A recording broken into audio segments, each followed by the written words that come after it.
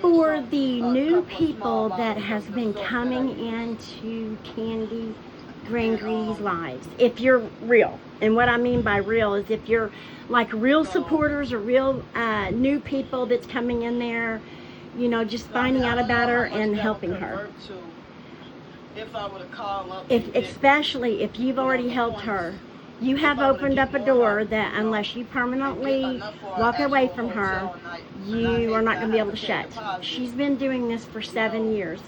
So don't even take my word for it. Don't even take anybody else's word for it. Don't even go back and watch her, what has she got, 12,000 videos for the past 7 years.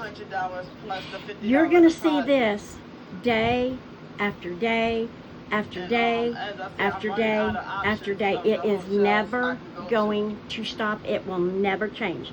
If you watch Candy Grand Prix for a week and you left for a year and then came back and watched her, you will have never known you were gone for that year, because she says the same things over and over, day after day. It's just the same words. I feel like I use the same words trying to explain this. She will beg for money, cuss, scream, whine, lie, scam. She'll get it.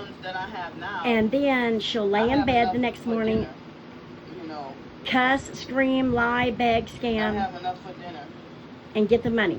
And it never ends. It never ends. And she gets money for Candy Grand Prix to be on the streets for the third night. Is it so rare? I cannot tell you. It never, hardly ever happens. Ever. Because she truly does spend 98% of her life in hotels. But what makes me just so angry is just the lies that she spreads about being disabled, about having Tourette's, about being banned from the shelters, that she can't get a job. Now she's using the excuse that she was illegally swatted and that she went to jail. She didn't go to jail. She was in and out. And she's not been charged with anything. But what was her excuse for the past 7 years? She will find any excuse. People came in last night and was offering suggestions. Have you thought about going to the YMCA? Have you thought about going to the showers at the beach?